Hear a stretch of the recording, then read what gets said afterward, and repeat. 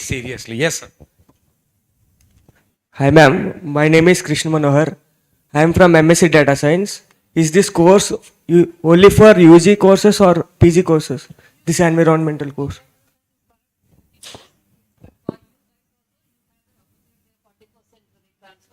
You can explore the syllabus and you can Will it add to our CGPA ma'am? No. No. Okay. Yeah, but ma'am, honestly speaking, are you assuming that we are swimming in money? No, but you see, if you say, okay, I'm asking, don't worry. That's the message you sent me, na? Hello, you sent me that message. That is the only question I missed out to ask. Let me ask.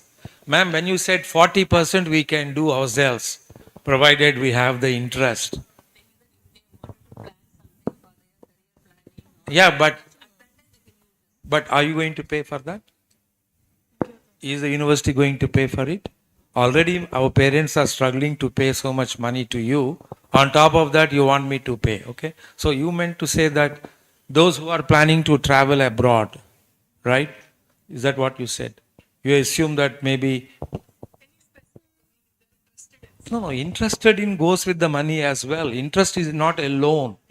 Ability to pay, because each course you are saying 1,000 rupees. That could even be more for others. It may vary, no? Standard.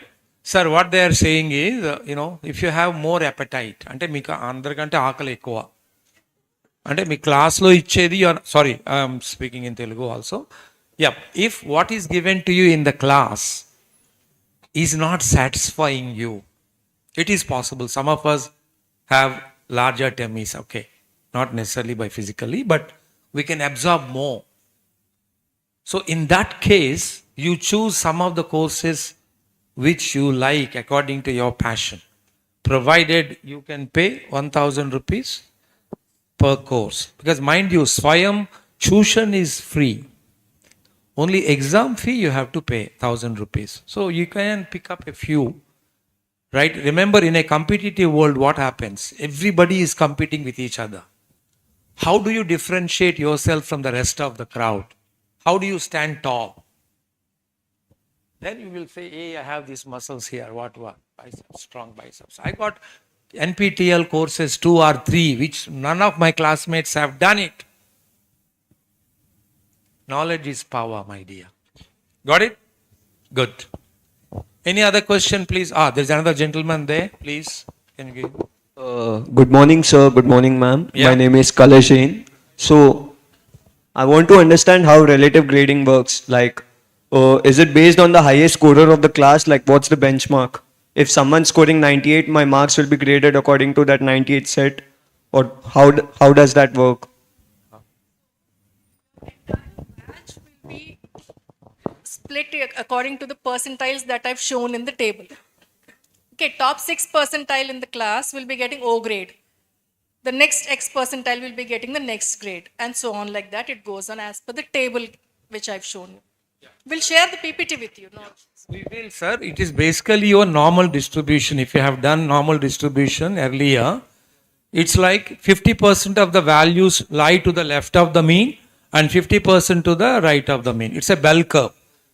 Right? So I think the idea is to ensure that people are treated fairly, and we take care of any inaccuracies that arose while giving grades to you. But ma'am is going to, in fact, it is part of our regulations on the website also. Right? But do make an effort. If you still have doubt, there are many people who can clarify it for you. Thank you. Good question. Please. Amma, this relative grading is between the top score in the particular class and then the minimum marks. That is the just pass marks. Between these two only, that relative grading will be happening. Okay? That is what you were asking, right? Yes. In relation to your peers' performance only, the relative grading is given. Saying, చెట్టు లేని చోట ఆముదం చెట్టే మహావృక్షం. Hello? Children, supposing by any chance all of us are very dull as students, and there is only one student who is also not great, but because we are so dull, the guy keeps bragging about it. So just to kill that one, the relative grading has been introduced. Right? It's actually tried and tested. It's not an experiment that Geetam has made. It has been successfully implemented across the world in many universities. Right. Any other question? Up.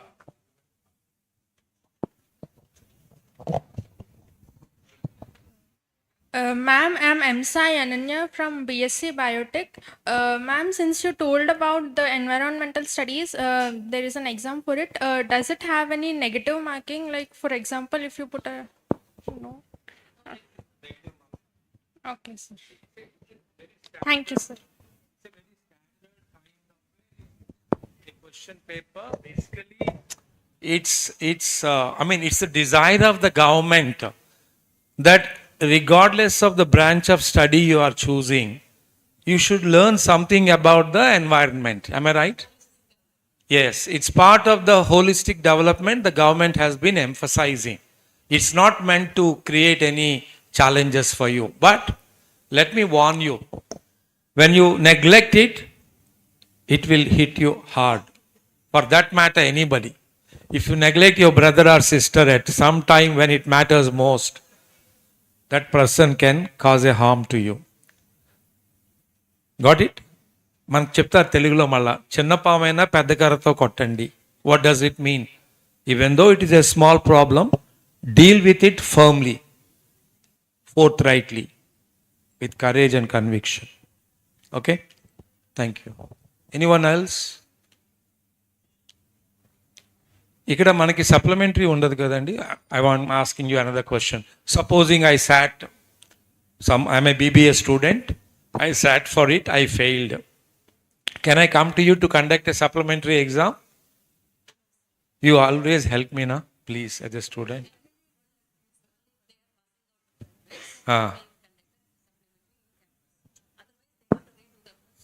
So when you say supplementary, who? Is it IIT or you?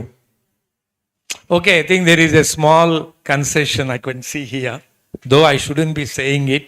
What they are saying is, by any chance, if you are a passing out student, meaning that's your final year, you got a placement in your hand. Unfortunately, you neglected environmental science. So, you failed. You tried once, twice, you failed. That is where the ma'am is saying, in that case, we conduct as a university, we don't want you to derail in your progress. So to help you, that is when they conduct an internal exam. Yeah, because the understanding is external exams are always tough. Internal exams are little easier. Is that a right assumption? Other way around. What do you mean? If it is easier, we would have passed now, madam. Why are you so unrealistic? Okay, I am asking all the questions. They will kill me later, my colleagues. Unfortunately, we share the same flow. So when I get back to the office, I know I'm going to have brickbats. Right, are you done? Otherwise, are you all enjoying the SIP? Hello? Are you getting to know each other? Is there any networking happening? Or are you similar Andhra Papu Mudda, where you only move with your own friends, same bench, same class from the childhood? Hello? I can see you are only sitting with your friends. You are not sitting with your new friends, are you? Raise those who are sitting with students from other colleges, other schools. Can you kindly raise the hands, please? Not bad, but not great either. Hello? Not bad, but not great. Pass grade. Pass or fail, lo, ఇది pass grade. Right, I think the ma'am is ready, itching to unleash. Sorry, I think I'm sorry we have taken your time. Okay, I think we'll catch up later. God bless you all. Thank you.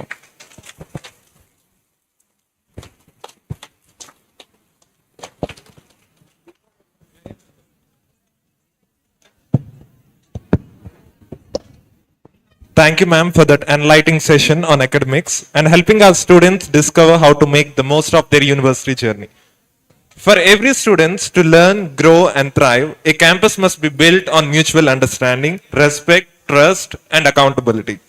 Awareness of our rights, responsibilities, and the safeguard in place is an essential part of university life.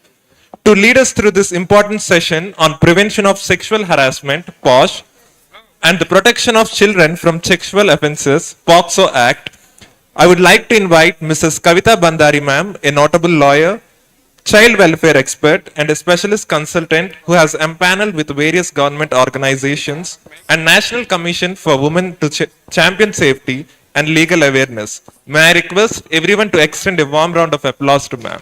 Ma'am, the stage is yours.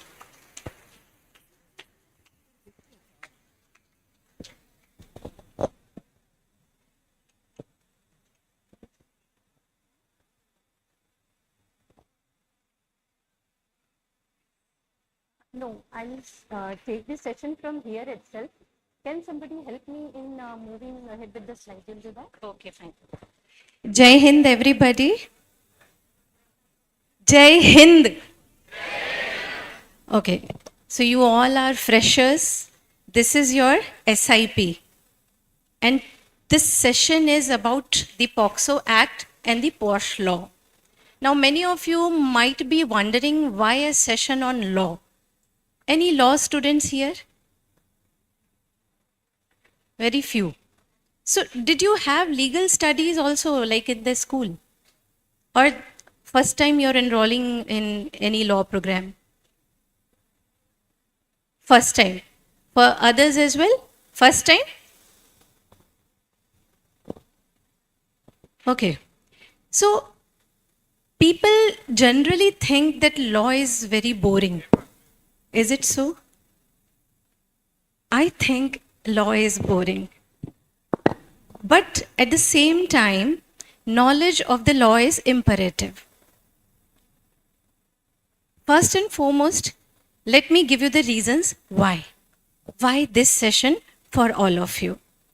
See, when we study law, we start with certain basic principles. And these are called legal maxims. One such maxim is ignorantia juris non excusat. What does it mean? Can you explain?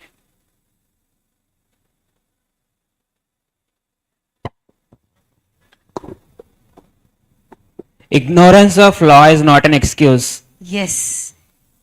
Please give him a big hand. What's your name? Muhammad Raza. Mohammad Razak. Ignorance of the law is no excuse. What does it actually mean in practical sense? If a person commits a crime and action is taken against that person, the person cannot say in his defense that, oh, I was not aware of the law. I did not know about this particular provision. Why? Because as a citizen, that person is supposed to know the law of the land. Okay? So the knowledge of the law is needed. Another maxim goes like this, ubi jus ibi remedium. Mohammed, can you tell us the meaning? Do you know? Ubi jus ibi remedium. There is a remedy for every. Yes, very nice. When there is a right, there is a remedy. So if a person has been granted a legal right and that right gets violated, the person can go to the appropriate legal forum and seek the legal remedy. Now for this also, that person actually needs the knowledge of the law. If the person doesn't know about the right, how will he go to the court and seek the legal remedy? So knowledge of the law is extremely significant. But when it comes to the POXO Act and the POSH law, legal awareness becomes a necessity. Why? Because both these laws are for safety. The purpose of the POXO Act and the POSH law is to provide safety from sexual abuse. Now, because these laws pertain to safety, before proceeding further with the session, with the presentation, I would like you to do an activity. Are you with me? This is a very simple mental exercise. What you have to do, you will have to close your eyes and you will have to think about those people in your life who are very, very close to you, in whom company you feel completely comfortable and safe. And in case you are in any type of crisis, you can easily reach out to those people and share your problem with them without any hesitation. Okay? So after you close your eyes, I'll give you 15-20 seconds. Just think about those people. Try to think about at least 3 such people. If you can think about 5 or more, feel free to do that. Okay, close your eyes. This exercise is to identify your immediate safety circle. Just close your eyes, everybody, and start thinking about these people in whom you have complete trust and confidence. They can be your parents, or maybe friends, teachers. I can see some open eyes. Please close and think.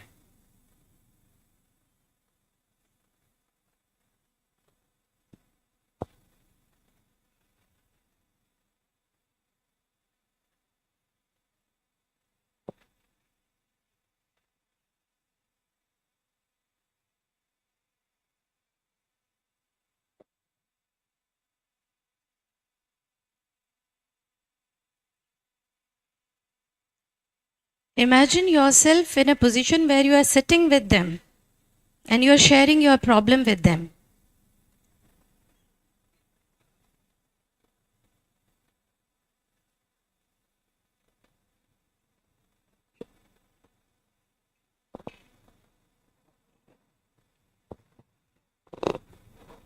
This person should be the one with whom you can share the most difficult time also.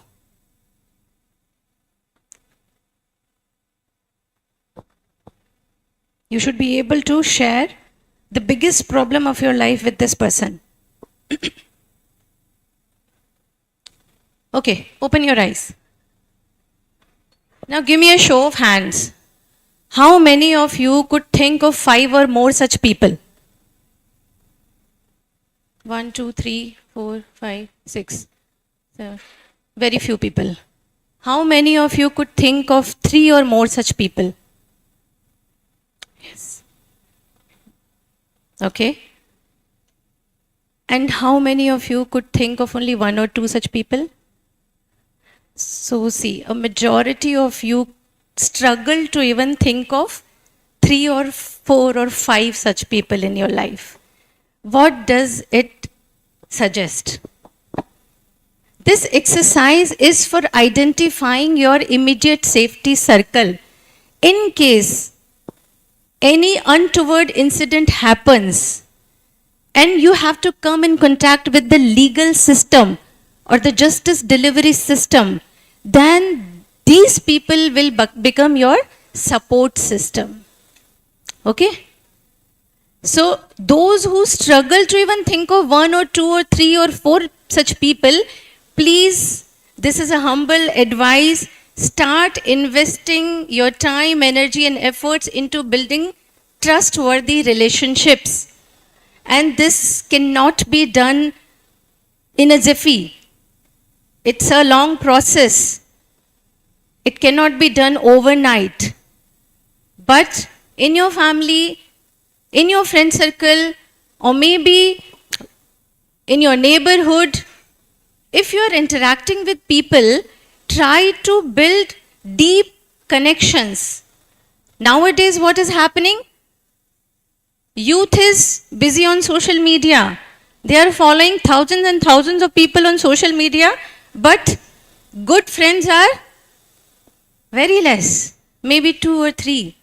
But if you are dealing with a crisis in life, those people who you follow on social media will not come and give you the desired support.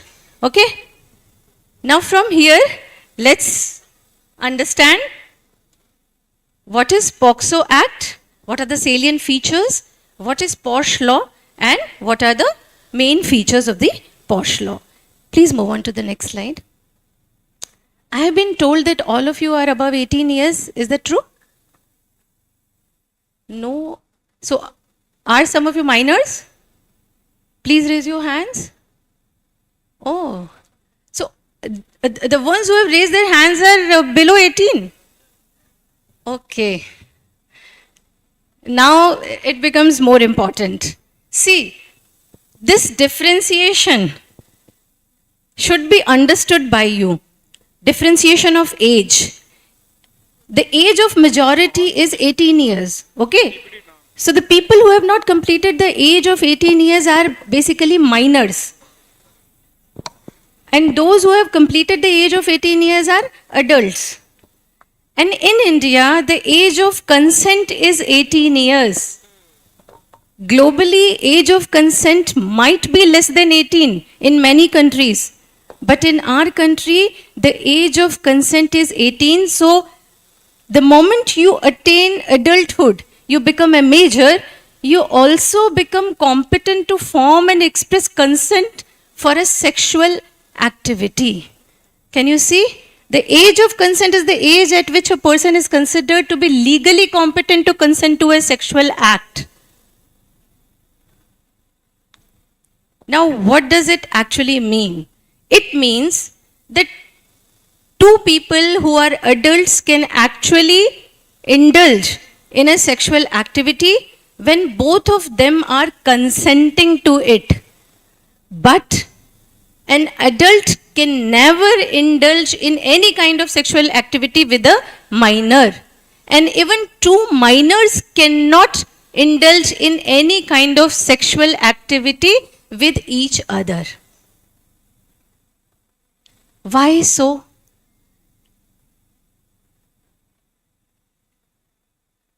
Why have we fixed this age at 18? Can you think about the answer? Yes, please. Somebody is trying to answer. Do you need this mic? Yes, exactly. You know, enough studies have been conducted, enough surveys have been done, enough deliberations have taken place, and it is concluded that minors cannot handle the consequences of sexual activity. They do not have the sufficient maturity and understanding. And that's why POXO Act has fixed this age at 18 years. Before the POXO Act, the age of consent was 16. But now it is 18. Please move on to the next slide. What is meant by consent? It's very important to understand. 370 rupees ki biryani wala case. I'm happy you know about this case. ठीक है? So, actually, you are aware that consent cannot be bought like this. Consent has to be completely free from manipulation and coercion. So 370 रुपए की बिरयानी खिला करके you cannot buy the other person's consent. Consent means agreement, willingness. But in the legal context, the agreement or the willingness must be free from any kind of external undue influence. Okay?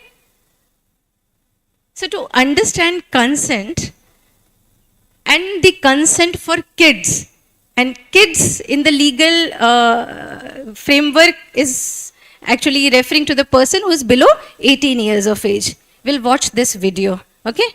It's a good video. I'm sure you'll enjoy it. Can we please play the video? No. Yeah. No. Please, yeah, go backward. No, not this. You were on that same slide, no? Third one.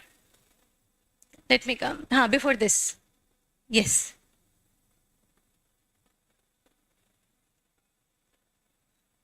Do you just have to click it? It is embedded in the system.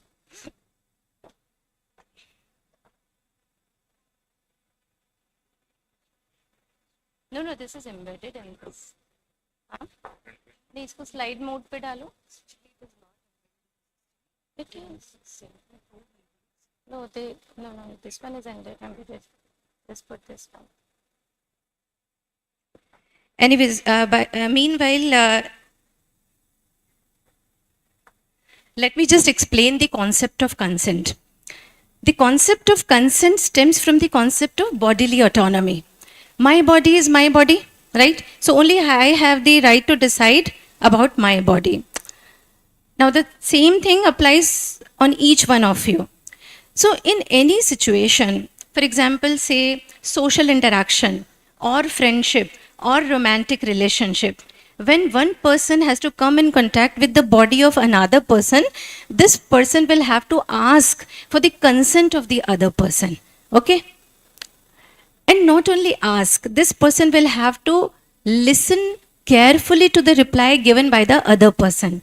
And not only listen carefully, this person will have to interpret correctly the answer given by the other person. Now let's understand this with an example. Suppose A and B are good friends. Okay? Now, one fine day they are sitting together, they are having a chit chat, they are having a good time. Now, A feels attracted to B.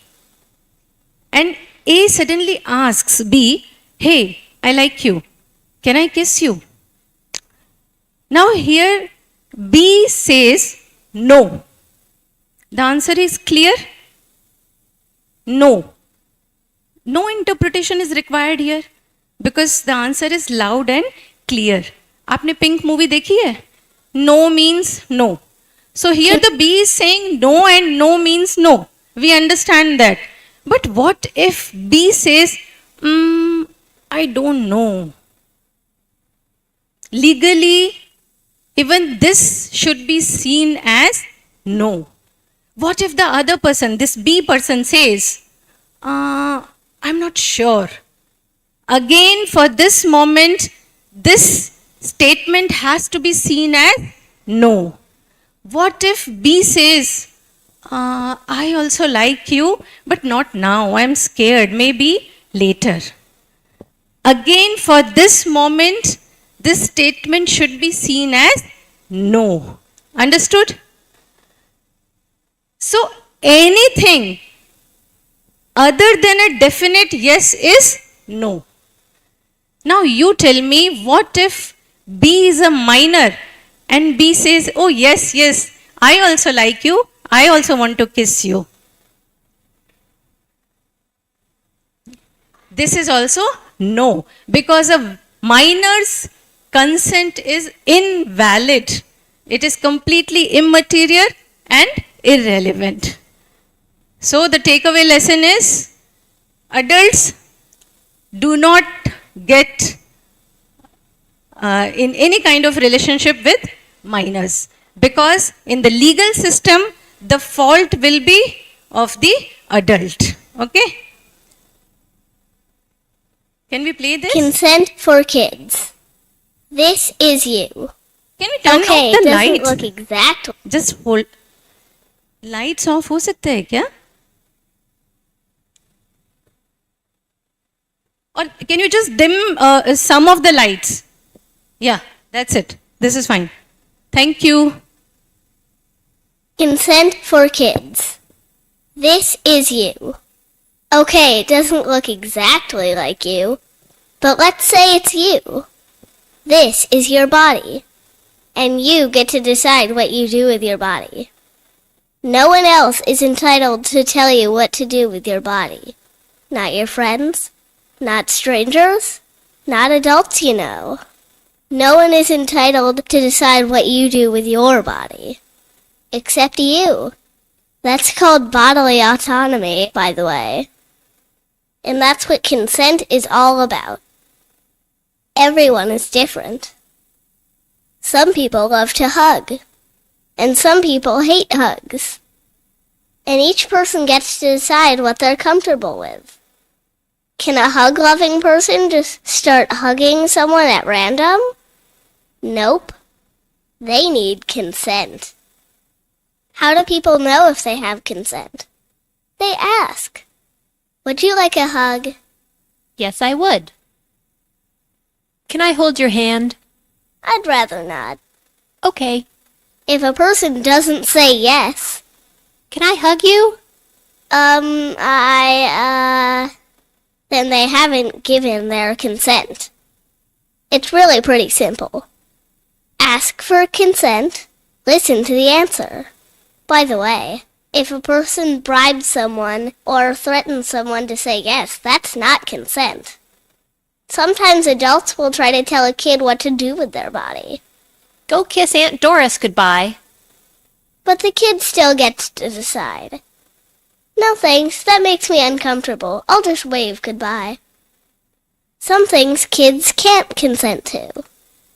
They can't enter into legal contracts. They can't vote. And they can't consent to sexual stuff. 'Cause they're kids. So if an adult does something that kids can't consent to, that's not okay. The adult is wrong, and it's not the kid's fault. And that's when it's most important to tell a trusted adult, like a teacher. Why? Because it's your body. And no one else is entitled to tell you what to do with it. Practice consent. Okay. Practice consent. Concept is clear? Now we will have a look how it actually applies on real life situations. But before that, let me tell you about the difference between the adult criminal justice system and the juvenile justice system. Can we have the next slide, please? See here, you can, stay there. No, back. Yeah, these trains. Can you see these two trains? Different size, different colors, but running on the parallel track because they are going to the same destination. So yes, the purpose of the adult criminal justice system and the juvenile justice system is same, administration of justice, right? But the approach is very different. The aim of adult criminal justice system is to actually punish. The approach is punitive and retributive. But the approach in the juvenile justice system is reformatory. Okay? So, when an adult commits a crime, the investigation and the trial will be conducted as per the provisions given in the BNS and BNSS. BNS is Bharatiya Nyaya Sanhita and BNSS is Bharatiya Nagrik Suraksha Sanhita. They were previously known as IPC and CRPC. But when a minor commits a crime, then inquiry is conducted by the Juvenile Justice Board. And this kind of inquiry is governed by the provisions given in the Juvenile Justice Care and Protection of Children Act 2015. Okay? Now, we will understand how it becomes applicable on real life situations. And for this, I will need volunteers. 2 volunteers, please come. Anybody from the front seat? You don't have to do anything. You just have to hold the placards. I'll speak. Okay? Come, 2.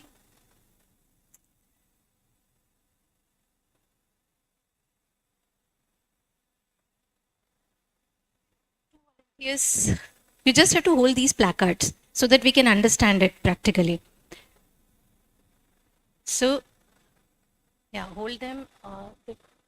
Just one. Hold one. And you hold the other one.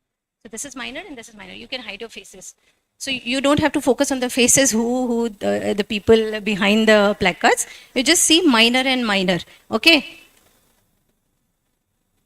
Now, imagine there are 2 minors and they like each other. They are in a romantic relationship and they run away from home. Now, this type of case is registered. This type of case is produced before the law enforcement agencies.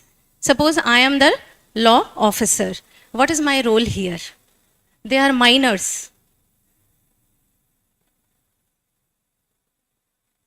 Counseling. What type of counseling?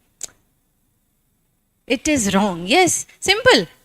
Because they are not eligible. for this type of act, that they just get away from the guardianship of their parents or their caretakers and they stay away and they get into sexual activity or physical intimacy. So the law enforcement agencies will gently separate them away, and this type of case will be dealt within the juvenile justice system. Understood? Okay, you can go, and 2 other volunteers, please come.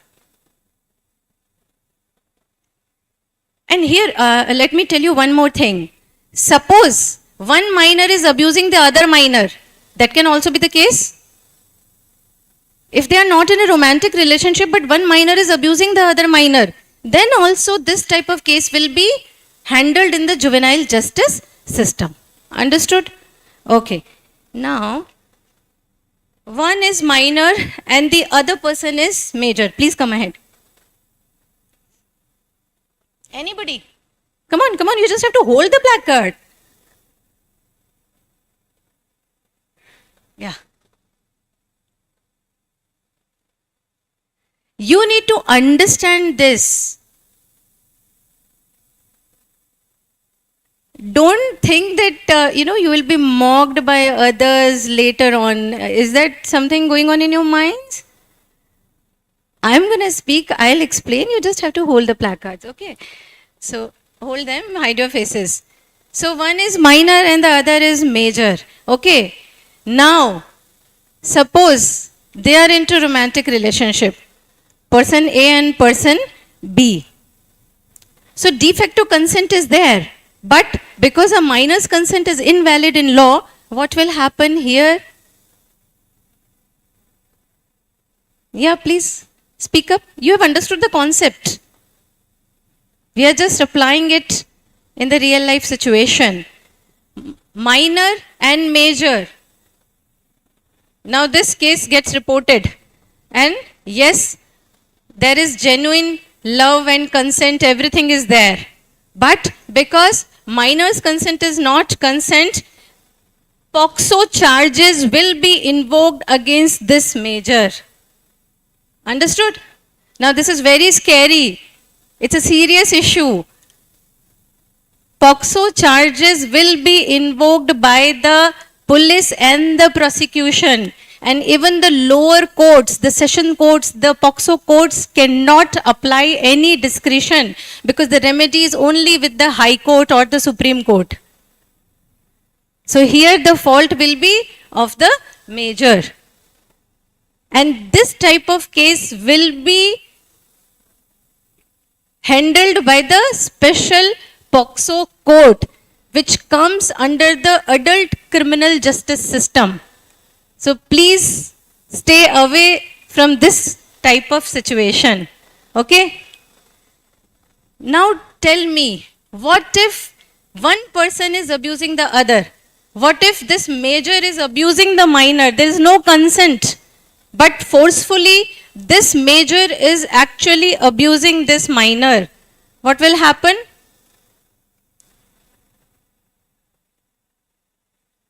Legal action is made out. Same POXO Act will be invoked against this adult. What if minor is actually harassing the major? We have seen Nirbhaya case. There was this juvenile involved. So this can also be a possibility that a minor is abusing the adult. What will happen here? Simple. This minor will be produced before the JJB, right? And the case will be conducted in the Juvenile Justice Board as per the provisions of the JJ Act. But there is a trick here. There was a change which was brought after this Nirbhaya case. A minor who is between the age of 16 and 18 years and committing a heinous offense, this case can be transferred by the Juvenile Justice Board to the adult criminal justice system. So, all the minors, it's not like as if you commit the crime and you will easily get away with it. No. this waiving of right of the juvenile has already been introduced in the law. Understood these types of situations? Okay, so romantic relationship, POXO will be invoked. Abuse, POXO will be invoked. Abuse by the minor, then inquiry by the JJB, and if the minor is between 16 and 18 years of age and if it comes under the category of heinous offense, it can be transferred to the court. Okay. 2 other volunteers, please come.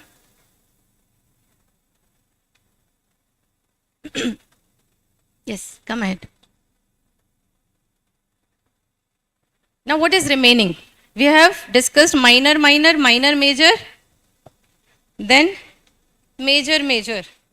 Please hold these placards.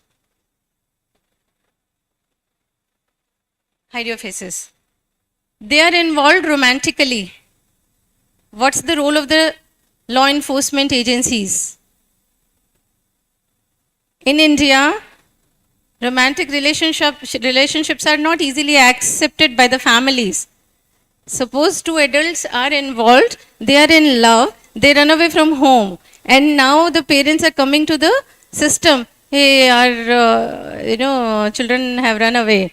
What is the role of the law enforcement officer here? Nothing. Okay.